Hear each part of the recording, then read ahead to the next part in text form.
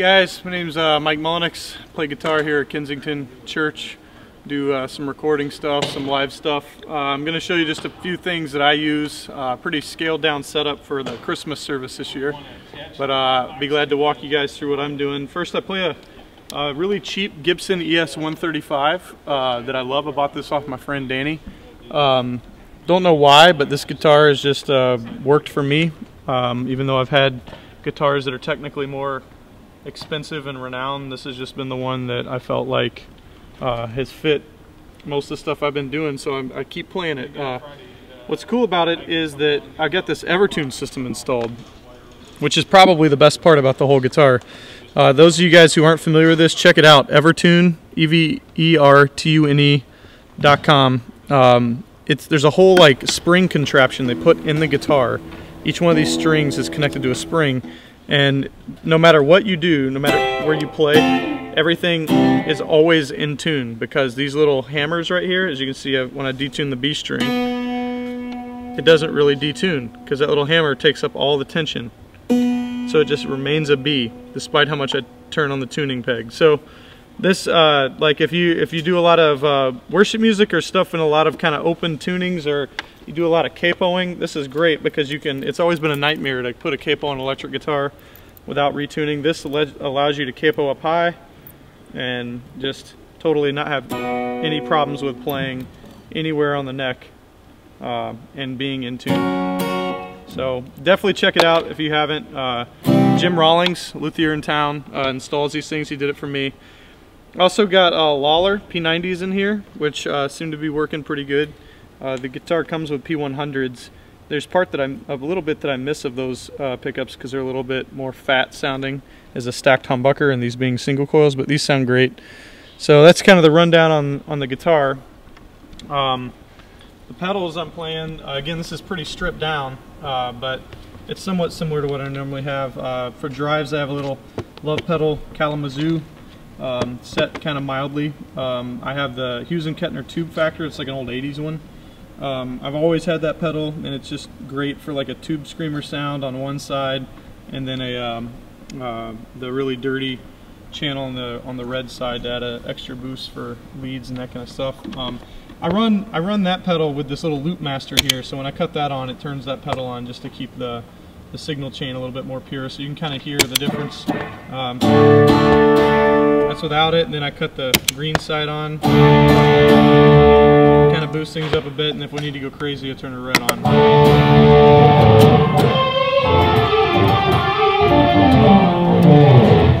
So that's good for leads, that kind of stuff. After that, I've got this little Dynacomp, which I haven't had this on my pedal board since probably early 2000s, but with something we're doing in Christmas service, I wanted to get just a little bit fatter, clean sound, so I cut that on right here. Just gives me a little bit more sustain and roundness for the cleaner stuff. Versus. So it kind of boosts the amp a little bit more too, which is nice. So that's kind of cool. And then another pedal I haven't used in forever is this Giga Delay. The main thing I like about this is that I can actually see the BPM on it. A lot of guys are playing the Timeline now, made by Strymon, that does that.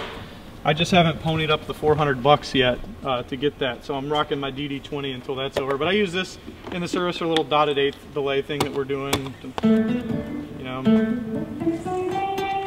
that kind of thing. Put some drive on it. So pretty standard stuff on that pedal, nothing special. The last little thing I have on here is this little Vox pedal is just controlling part of my amp, which the amp I'm playing is a 65 Soho, and what you can do is throw what they call a bump circuit in line. So over here is your main volume, treble, bass for the input of the amp, and then over here is bump where you have level and tone. It just gives you a little bit more of a it's a tone knob there. It gives you a little bit more of a boost. So for instance, if I'm rocking out like that and I turn the bump on, it just pushes the amp a little bit harder. So that's pretty cool for like a lead boost. It adds a little bit of a mid-range bump as well, because I throw a EF86 tube in the circuit with that bump. So going from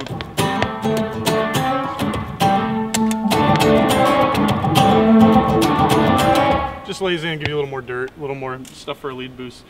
So that's pretty much it. I really love these 65 amps, and they make a bunch of different models. The Soho is based off of kind of a AC30, but then that EF86 kind of makes it more mid-rangey and not quite as chimey and bright. It's a one-channel amp, all hand-wired, made by Dan Boole out in Hollywood. If you guys haven't checked out 65 amps, you have to. They're phenomenal. And one of the things that's cool about them is the cabinets, which if you come back here, you can take a look at that. All right, cool. So you can see we've mic'd up both sides of this cabinet, and the reason is because there's two different speakers in there. That's one of the things 65 does. They have mismatched two 12 cabinets. So on one side you got a Alnico Blue 12-inch, the other side you got, there's a few different options. I think what's in here is that GH12, whatever it's called, let's see. Oh yeah, the G12H, that's what it is, G12H 30-watt speaker, which is cool because the Alnico Blue is more like kind of high-endy and vox and chimey, and then the GH12 is more, or the G12H is more mid-rangey, and so they kind of come together and pick up where each other one leaves off. So it's been a really cool addition to my sound. I've even used this cabinet with my AC30 head and a Marshall head and some other stuff that I have, and it just seems to work out really great. So check out 65 amps if you haven't.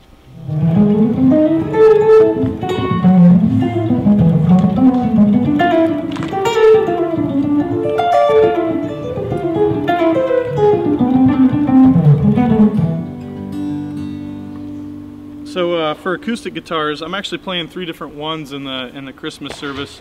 All of them are made by Mike Franks, a friend of mine. This guitar actually belongs to my friend Danny Cox. It's beautiful, as you can see. Sinker redwood and walnut back. It's just literally like a piece of jewelry or a beautiful piece of furniture almost.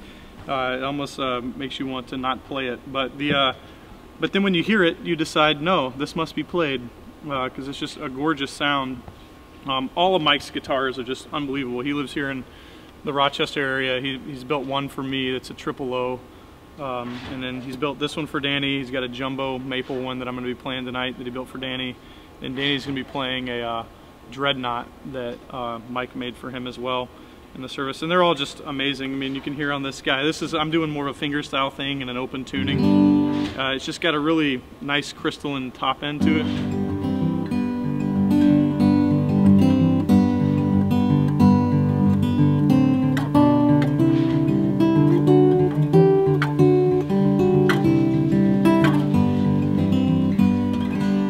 So you can hear just how beautiful that is.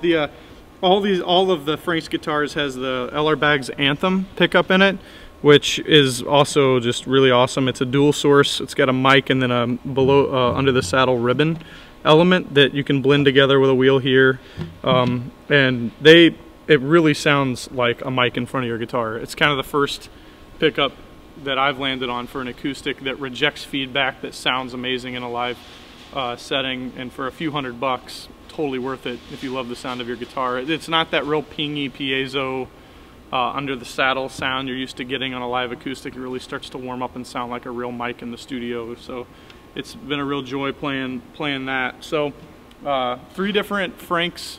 I'll be playing 3 different Franks acoustics. Danny Cox will be playing another Franks acoustic, and then we even have the baby brother of this thing over here in the form of a Franks ukulele, literally another piece of Sinker redwood.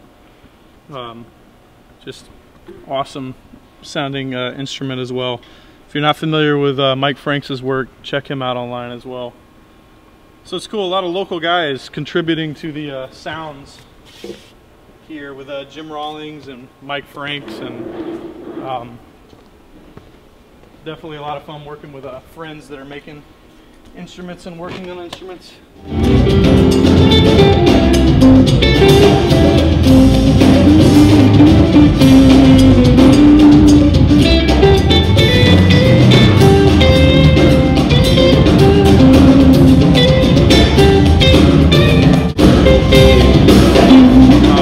said you had some questions, Brian?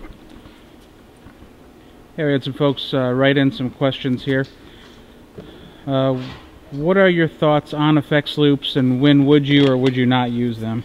Well, I used to have, but this amp doesn't have an effects loop in it, so that's the main reason I don't use it. The place where effects loops really start working great for you is when you're wanting to use delays and reverbs and that kind of stuff, but you're also wanting your amp to provide all of your dirt and overdrive.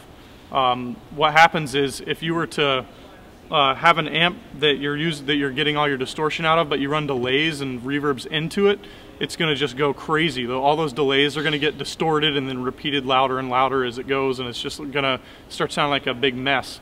What you want to do is you typically want the order of your chain to have your dirty stuff in front of your time-oriented stuff. So an effects loop allows you to almost treat the preamp section of your amp like another pedal. So you run into a few overdrives you like, then after your overdrive and compressor and boost section, you come out of your pedal board and you go into your amp.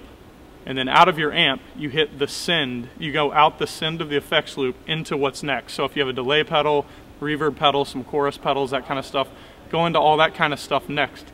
Then come out of your pedal board and go into the return of your amp. And what you'll find is that then when you kick onto the distortion side of your amp, the delays just repeat the distortion instead of repeating the clean stuff into the distortion and getting crazier and crazier.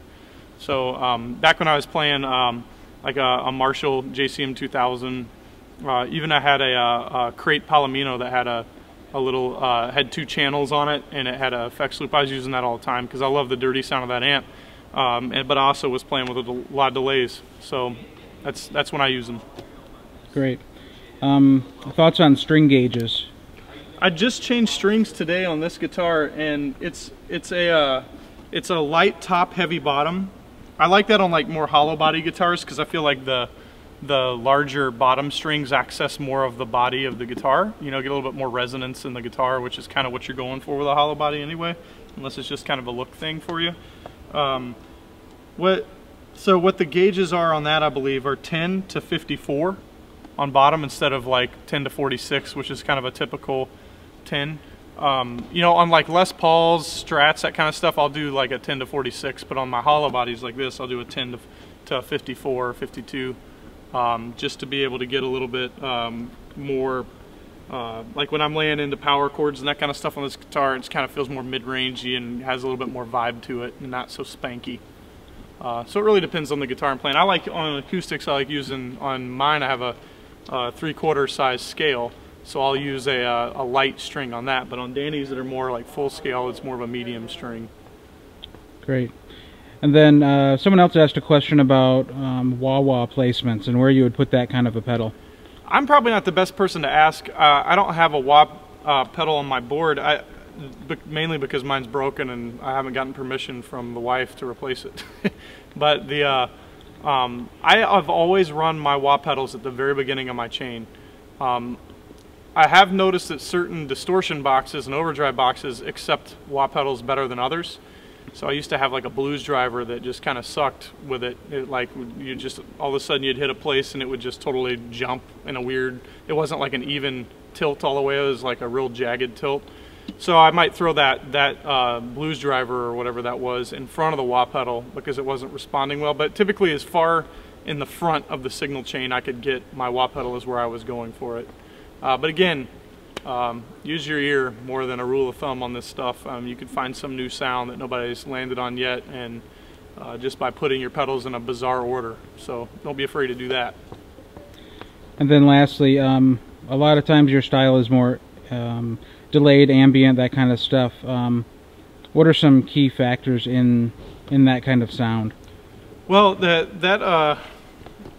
there's like different kinds of ambient sound. There's the rhythmic kind, which is kind of like the dotted eighth delays. It's kind of like the Edge kind of brought that into fruition with Daniel Lanois and Brian Eno and those guys. Typically that stuff comes from like one pedal doing a dotted eighth and another one doing like a 16th note, and kind of having this bounce back and forth. Like the Edge always has 2 amps and he's running 2 delays simultaneously between these 2 amps. You get this wide stereo bouncing so that your really simple line, something that sounds as you know, elementary as this,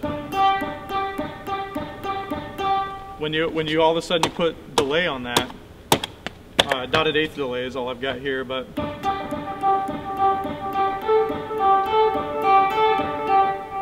so that dotted eighth right there makes it bounce a lot more instead of so that's one way to get like a nice like kind of rhythmic ambience. You hear that a lot in worship music and you know certain styles of rock, where like a lot of the rhythm is coming from the guitar, being able to use the delay feedback. The other kind of ambient playing that I use from time to time is more just atmospheric, where I'm doing swells or using a bow or something like that and putting it into like delay pedals. And I usually have a lot of delay pedals on my board. One of the cool ones is the sister of this Hughes and Kettner pedal that I've got. It's called the, they make the Rotosphere, which is cool for like Leslie sounding effects. The other one is the Replex, which is like a tape delay simulator. It's got a tube in it and stuff as well, and you can kind of overdrive the pedal with a little gain stage it's got in it. But it's got a multi-head setting that I just crank up and crank the feedback up. When you swell into that, it's a really warm, lush, repeats a lot kind of sound. And the way I get those kind of sounds is I usually have to use 2 or 3 or 4 delay pedals running simultaneously to get everything just kind of feeding back together. So start there, put reverbs on, and see what you come up with.